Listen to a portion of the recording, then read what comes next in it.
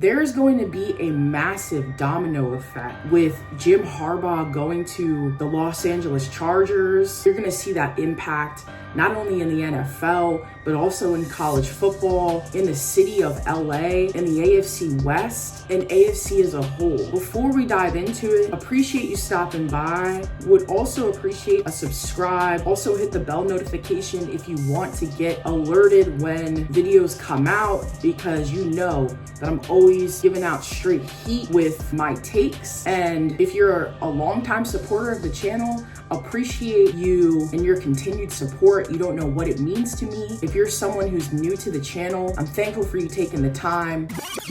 What we're gonna do is we're gonna hop right into all of the subsequent events that I see happening with Jim going to the Chargers, which is a move that I absolutely love. I think it's striking that they got rid of Tom Telesco.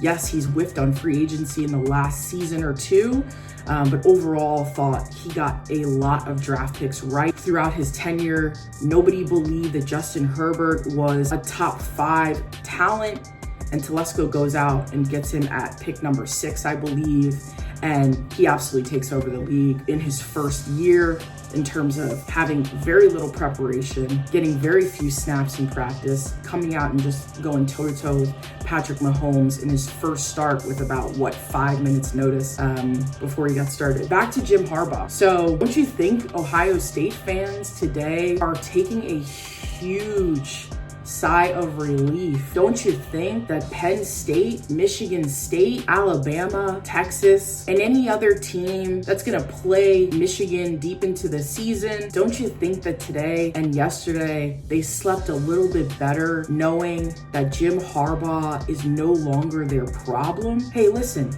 I'm surprised that he left. I think he had a really great situation there where I hear his dad lives on the same block as him, basically next door. I was shocked by the move, but sometimes just because you think that someone's in a really good situation and they're primed to make another run back at a championship, there are people who know a lot more about college football than me that are telling us that being a college football coach apparently really sucks. And so he was there for about 9 years and clearly got the job done. But I know that Michigan fans, they may not be showing it because they're so grateful to have the natty in the door. But it's really hard when you haven't been very good for very long and you get a championship and you know that basically that guy who orchestrated that over the last decade has walked out the door to a completely different league, and you've got a bunch of really pivotal seniors walking out the door. It's hard not to get addicted to the winning.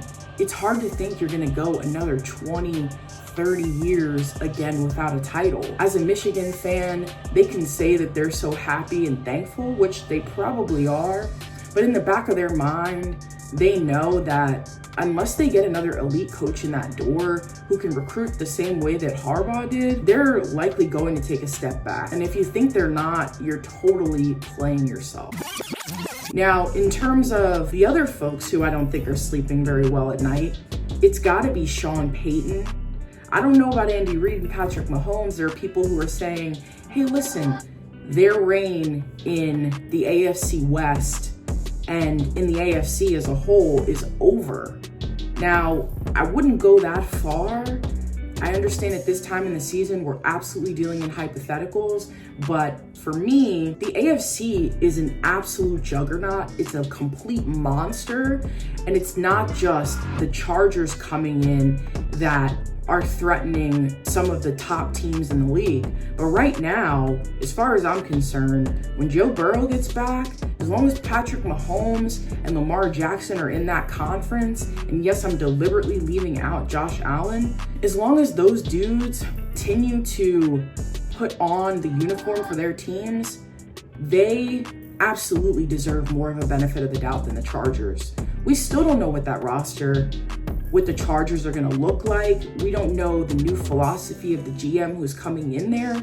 I think it's a really positive sign that the Spanos family has decided to open up their checkbook finally and get the right guy, because they obviously missed out on Sean Payton last season by being cheap. But obviously, I would agree that Jim Harbaugh is a way better hire anyway, especially for the times, because I think that Sean Payton falls in the camp of he should have walked out the door with Drew Brees when he retired, because these guys, as far as I'm concerned, are mostly their best days are in the past. So the other massive domino that is falling, or just in terms of actually just getting better, is going to be Justin Herbert. If you're Justin Herbert, when you get that news, you're essentially having a level of transformation of your career and unleashing in the same way that we saw. And I'm not saying Justin Herbert was nearly as bad as Jared Goff was in his first season, but when he went from Jeff Fisher to Sean McVay, it was like a light just completely turned on for him.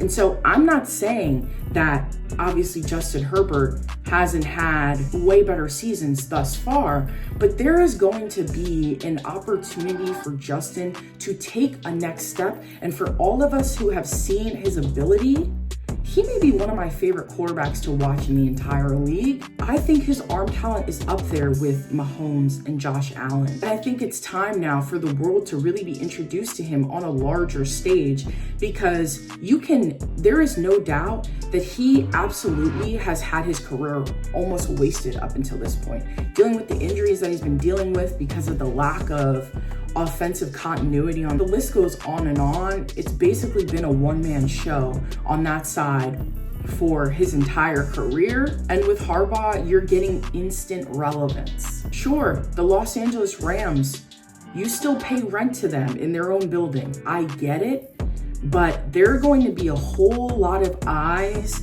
that are going to get on Jim Harbaugh and see what he does to Justin Herbert and that team. And that is going to bridge that gap that we have seen so widen since the Rams have won the Super Bowl. Even with them being irrelevant the final year, there was still more interest in the Rams than there was the Chargers. And that is saying a lot about how unfortunate that operation has been for his career.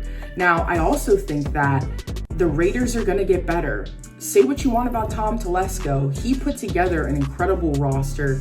That guy knows how to draft. Say what you want. He knows how to put a team together. And I think the Raiders are going to take a step forward. I don't think anyone's looking at Antonio Pierce and saying, oh, he's going to be an elite coach. I don't think anybody believes that, but he does have buy-in from the players. And when you do have a level of camaraderie and togetherness that they have right now after McDaniels left the door, they decided to hire Pierce. I think that every single team in that division, with the exception of the Broncos, because we don't know what their quarterback situation is, we don't know how the fallout is going to be from, the Russell Wilson situation there. I think it's going to be a two-team race in the AFC West, but I also think the Raiders, they're going to be knocking on that door sooner than you think.